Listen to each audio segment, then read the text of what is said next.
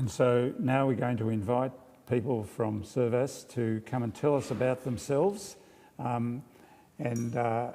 That's part of, again, something that we agreed a couple of weeks ago. We seek to grow in our understanding and practice of faith through working together and with others to meet challenges locally and across the world. And Servas is part of that. So I'll invite Sophie to come first, Sophie Preston, and introduce the others who will also talk. Thanks, David. And you'll need to go there. Hi, I'm Sonia Preston. Sonia, I've been sorry. a member of Servas since 2007, and in each state or territory we have two workers who look after the members in that state, so I'm one of the two Tassie people. So I just ask the other four people who are speaking to come up, please.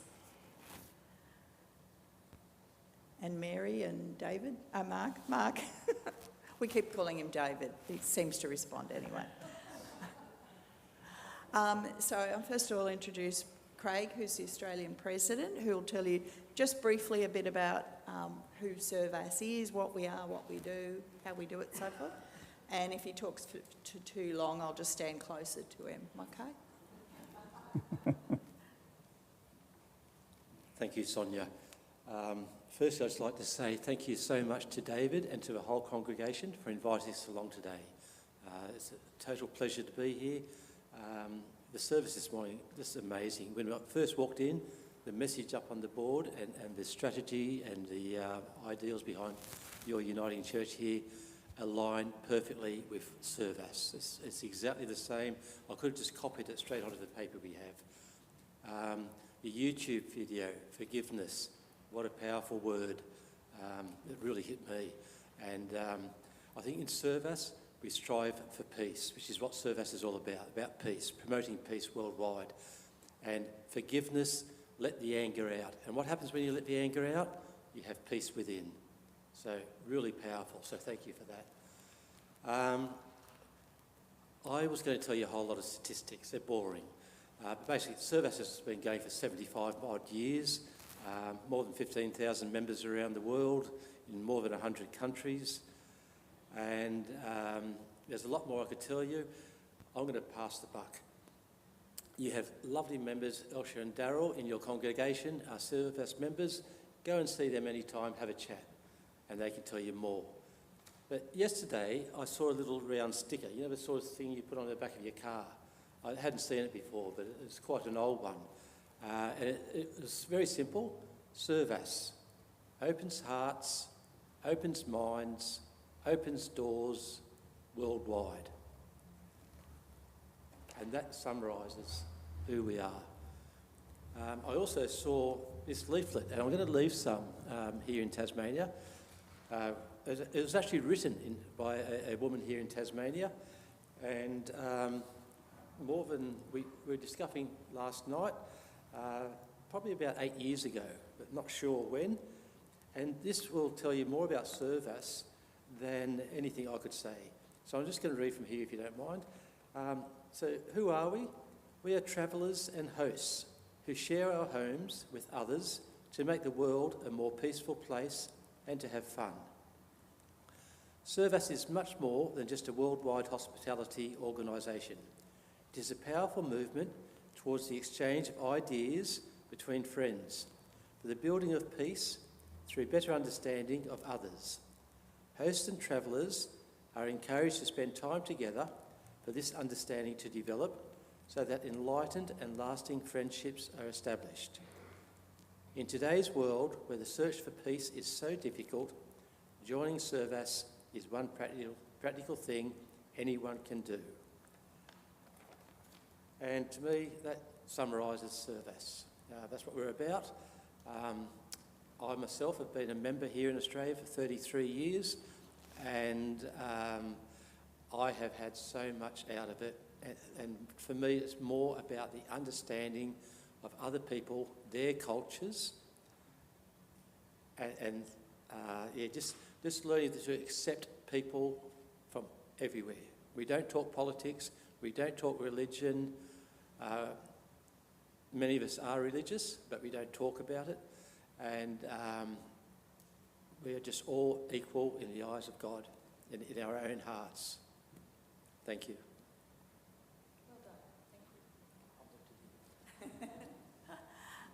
So now I'm going to introduce one person who's going to speak about what's it like to be a host, where you have travellers coming in, and then the second one will be on his experience of travelling as a Servas member. So Mary, you're next. Mary's a bit nervous. Do you want me to stand close? Oh, thanks. Good morning. My husband John and I have been members of Servas for not as long as all these other people, legendary people. Thank you, Mark. We joined in 2017, thanks to our dear friend Helen, who's here today, who told us about it.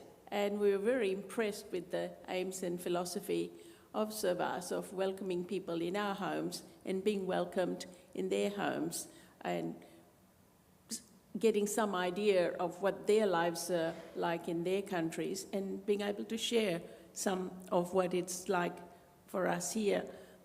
And the main goals for us are to draw together how all over the world we're all united in our hopes and our ambitions and our aspirations for a peaceful world, and it's through connecting that we tend to find that common views that we all share. And I think that's what brings us together, and that's what makes for all the exciting conversations that we share when we do get together. We arrive as strangers in other people's homes because we've only contacted them through emails or phones as we've arranged whether they can host us or not. And then 2 days later we leave as though we've known them forever, and we want to reach out and say, please come visit, which is what happened to us in 2018. We were in Spain, in Barcelona, and the host we arrived, they picked us up and they said, can you stay a couple more days? We'd like to take you to our holiday house towards France. And we had somewhere else to go, but we decided we'd cancel Seville and take advantage of this. At that time, they weren't interested in coming to Australia, although, well, they were interested, but they didn't think that they'd do it. We put the thought in their heads, and then we went to Madrid, and the host there was just retiring and said she was interested. Somehow they managed to contact each other and told us that they'd like to come in for us to host them. I think most of you would probably know that for people in Europe, their understanding of our country is they just think, right, you can fly into Sydney or Melbourne and then just drive along, hire a car, and you'll see all of Australia in maybe 2 weeks. Doesn't happen that way. It was really difficult for us to keep on saying to them, as they kept saying they'd like to see Sydney, they'd like to be in Melbourne, they'd like to go up all the the Australian coast, the eastern coast, how wonderful it'll be, all in 2 weeks, and fly out of Darwin back. Eventually, we convinced them to, no, you can't do that. You'll have to fly into Melbourne, spend 3 days, see what you want to see, fly into Sydney, another 3 days, then come to Brisbane and spend whatever days you need, 5 or 6 days, and then go on to Cairns and Darwin for another few days, and your 2 weeks will be more than finished in that time. Okay, Sonia, I'm hurrying up. This is a lady who was worried about talking. But before, anyway, they had a wonderful time. We were able to take them as far south as Byron Bay and as far north as Fraser Island, and they had their time, and they really got to get a good idea of the Queensland coast, at least, anyway. And then our most recent guest, who only came on a few weeks ago, was a young girl, Bettina, from Germany. She was in between studies. She'd finished her bachelor degree and was waiting to go back to do her master's. And she was going to stay with us for 5 days. We'd planned the whole week as to what was going to happen. And then we had a thing called Cyclone Alfred looming. And so first day we were going to be doing some volunteer work. She said, oh, well, she'd be very happy to join in. A 23-year-old girl. We were impressed. Then the next day was going to be that we would be taking her to the local wildlife sanctuary so she could see kangaroos and koalas, etc., as they all keen to do. No, that closed down. It was going to be botanical gardens. It was going to be several other things. Beaches, they were the first things to close down as the cyclone was getting closer and closer. This girl was inspirational. She never, ever winced or showed any disappointment in her being there. We had to go and help evacuate several places and get sandbags for other people. And she was fully hands-on, smiling, happy. She just said, this is what I'm going to remember. I've come, I've participated. Cyclone Alfred, well, that'll be a memory. And she left us and went to the next house 5 days later and exchanged that we shouldn't have been driving in the cyclone, but anyway. And she left really happy, so she was quite inspirational. And we were impressed because I don't know how many other people would have had that positive attitude to the whole thing and was there doing the dirty work of moving stuff and helping do all sorts of things. Anyway, I'll have to cut that short. I've got some very exciting stories. Well, I can say it's been a wonderful experience, and thank you. Thank you. And Ian will now talk about his travelling experience. So travelling with Servas, I've been a member 25 years and been to many countries around the world. Our experience once was in New Zealand where we were arranged to meet someone there, and he calls up and said, oh, listen, my wife's mother's just died. I'm going to have to take her body up to Auckland. Do you mind letting yourself in and cooking a dinner for us tonight? And I'll be back at 7:30. And he turned up at 7:30 and we had a great time, 2 days there. Another time in Iran. I don't know if anyone here has been to Iran at all. Yep. Well, you know what it's like there. Absolutely beautiful place. We stayed in Isfahan with this Servas host. We were her first guest. We got her parents' bed because she was 40-year-old living at home. There was only one bed in the house. We had her bed. They set out a big feast on the floor. As you probably know, you get feasts on the floor. And all her cousins turned up, or her friends turned up, and we had this 15-year-old boy who came and talked about metaphysics and quantum computing, and I'm thinking this guy is going to have a Nobel Prize at some time in his life, because he said, if we get this right, we can live till 200. So these are the sort of people you meet when you travel with Servas. You're there the first night, you're a bit cagey about each other. By the second night, you're best of friends. So that's Servas. Thanks, Ian.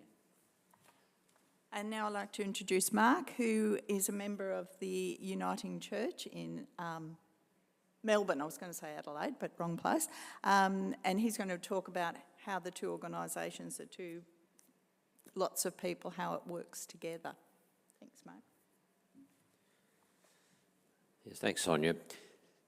What we've heard this morning in the story of the prodigal son feeds beautifully into the agenda of our Servas work. And you can see that we're pretty much evangelists for Servas, all right, because we're passionate about it. And as you are, and I am, about the way in which we are encouraged and nurtured and challenged to live our lives in the Christian discipleship model. We are peacemakers. We are called to be peacemakers, and this is very much the focus for our work together and our connections through the world under the umbrella of Servas. Servas, I often describe it as a very simple and yet profound philosophy that if we get to know people and welcome people into our homes, or find ourselves being welcomed as guests into the homes of others, we're building bridges. We're extending the hand of friendship. We're finding connections across the world. And surely this means that we're less likely to want to bomb the crap out of them in the future in some other horrible scenario of conflict and tension. That's enough for us to say this morning. You can chat with us some more. I hope you will, over a coffee. I'm hanging out for a coffee, and I hope that there will be an opportunity now for us to enjoy some refreshments and morning tea, as happens in my home congregation at Coburg in Melbourne. Thank you so much for hosting us for this weekend, for the time that we've been able to enjoy in your back boardroom or committee meeting room space out there with a little kitchenette, beautifully appointed. It's been ideal for what we've been able to do, and we'll continue to use that space this afternoon. We are most grateful for your generous hospitality to us, and you've shown us a new way to do some Servas connections. Thank you so much. Thank you, Mark. I'm just going to finish very briefly. A couple of things I forgot to mention. Servas, the word, what does it mean? Servas actually comes from the Esperanto language, and it means to serve. So we don't actually do a lot of serving, but when we have guests in our homes, we serve our guests, and we're happy to do it, very happy to do it. The other thing I wanted to mention was our symbol. If you look up on the board there, the two doves, a bird of peace. That can also be seen as two hands intertwined. So joining hands, and hands of freedom, hands of peace. Thank you.